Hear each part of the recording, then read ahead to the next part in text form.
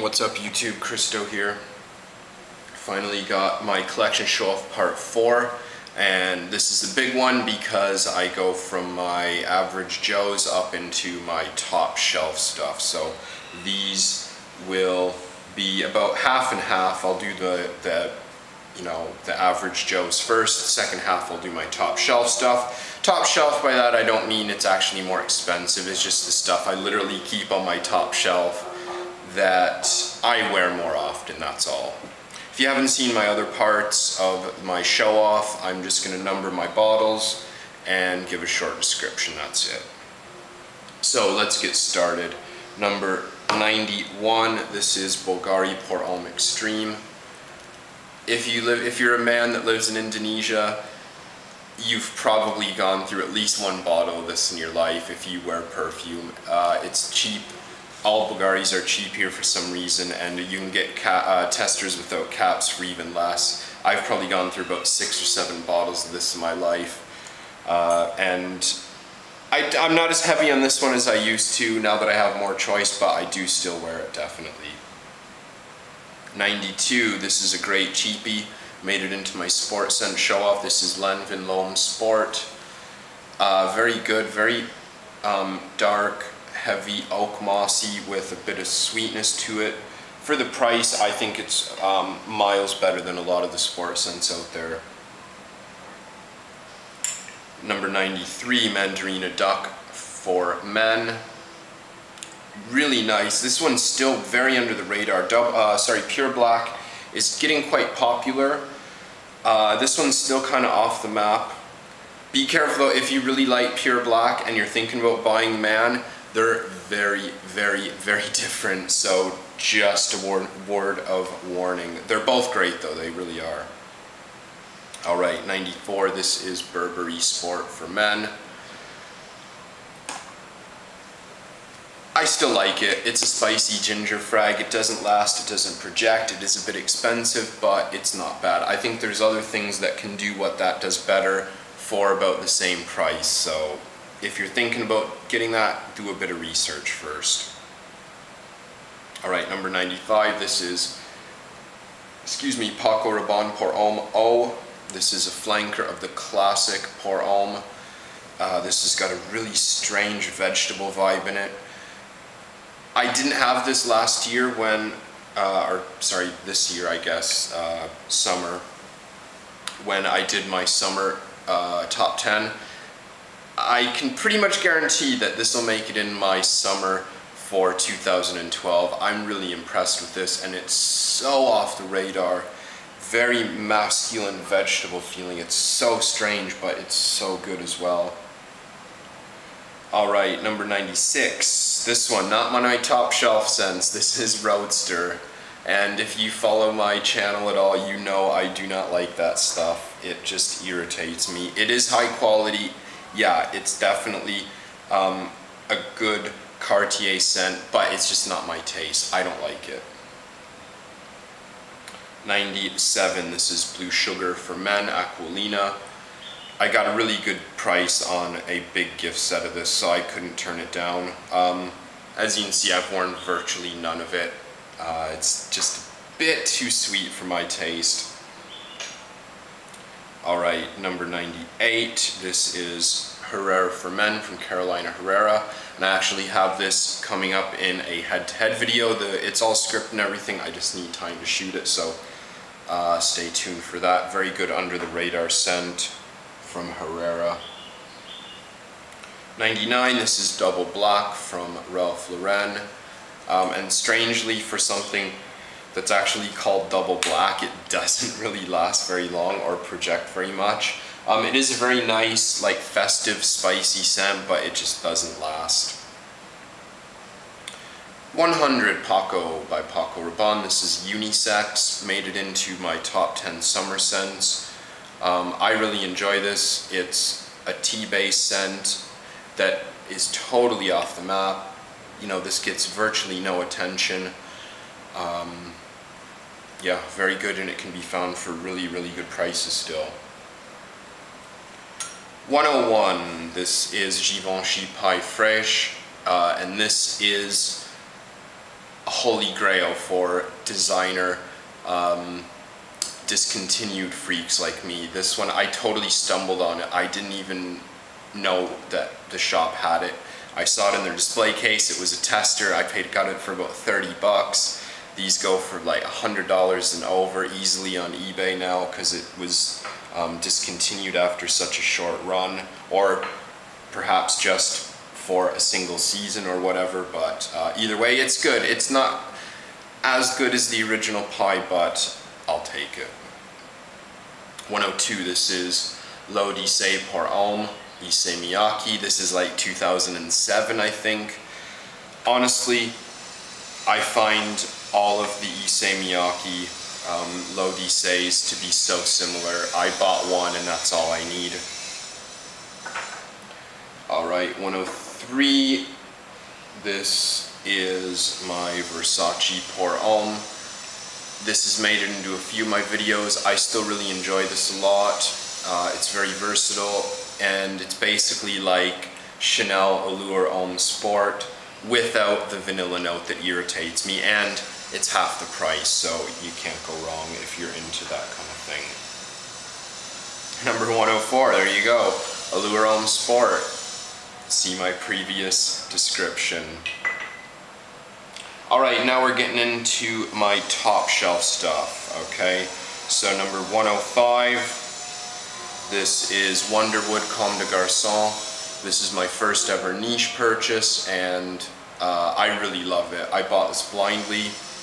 After a lot of research, I paid way too much for it, but I just wanted to pull the trigger and buy something, and I'm really glad it was this. 106, this is Dior Fahrenheit 32, a flanker of the classic. Very, very, very, very different, but I still can definitely get a little bit of a resemblance. I refer to this as a milkshake in a bottle, and I still stand by that. A lot of people don't really agree with me, but that's what I say it is. Alright, number 107, this is Roadster Sport from Cartier. This is my top shelf. I like this so much more. This has got a really great bergamot note in it, and it's greener, it's fresher. Unfortunately, it doesn't last very long. I heavily prefer that though to the original. 108, this is Escada Magnetism. This made it into at least one of my videos, I think. My top 10 discontinued, I believe. This has a really special place in my heart, very nostalgic with this. It's very spicy, it's very loud, very sweet. I get more of a rum and coke feeling with this. I don't know, a lot of people compare this to grape soda. I don't get the grape soda thing. I totally get a rum and coke with that, but that's me.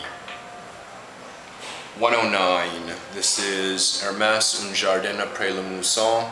And I'm not going to talk too much about this because I just did a review, well, I just wrote a review for it, and I'm going to shoot it really soon.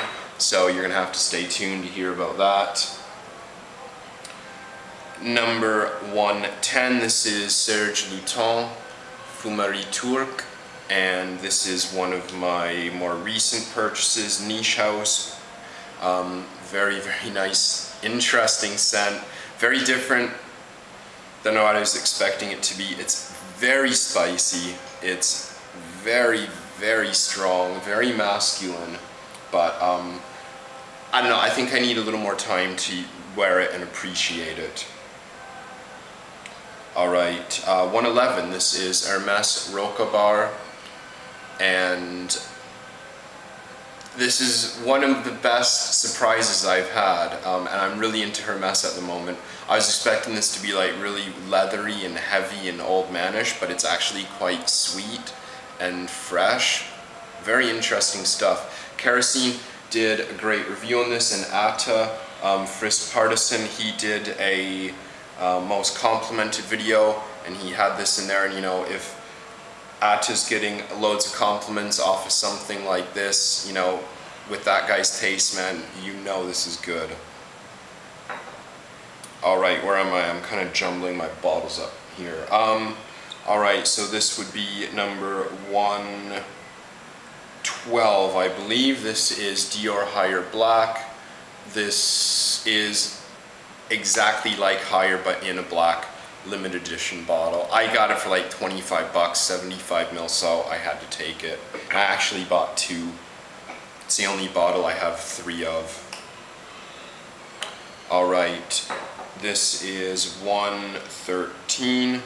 This is Hypnos Homme from Lancome.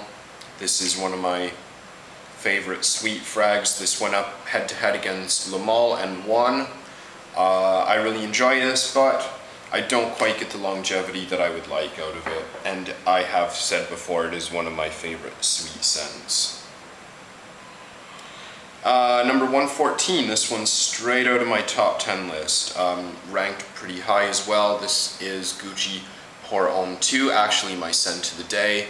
I'm wearing about 10 sprays of this. I love it. I just got shower gel in the mail as well, so I was wearing that. Awesome tea-based scent. Wally Stings, he just did a really great review on that. I just watched it the other day. Vitor as well. He did a great review on it, both of them excellent. Very different reviews as well, which is one thing I like about that scent, because a lot of people get really different things out of it. Alright, 115, this is Voyage d'Hermès, from Hermès obviously. Love this, really love it. It's a nice, fresh, woody scent, spicy as well. Definitely this will make my top 10 list. Unless something dramatic happens in the next 6 months, that will certainly make my top 10 summer frags. Alright, so number 116. This is Original Vetiver from Creed. This is one of my newest bottles and one of my newest favorites. I adore this. I absolutely, genuinely adore this. I can't get enough of it. And it does actually smell like Mugler cologne, which I was quite surprised to hear. I got to try Mugler cologne, but Original Vetiver, it lays waste to Mugler cologne. There's no comparison in quality. Creed versus Mugler cologne, yeah, you know what's gonna win.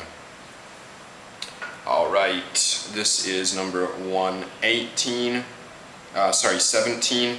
This is Allure Homme from Chanel. Very nice. I don't wear it quite as much as I used to. I do find it a bit synthetic now, to be honest, but I do really like the spicy woodiness of it. It is very classy as well. Number 118, this is Green Irish Tweed. This is without a doubt one of the best work scents, office scents I've ever tried.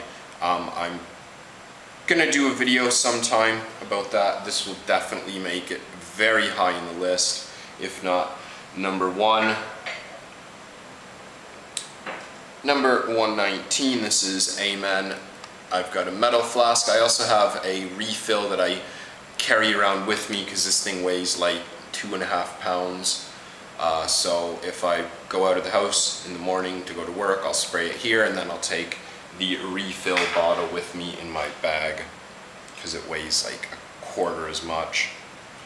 And number 120, this is Fahrenheit from Dior. This also made my top 10 designers of all time.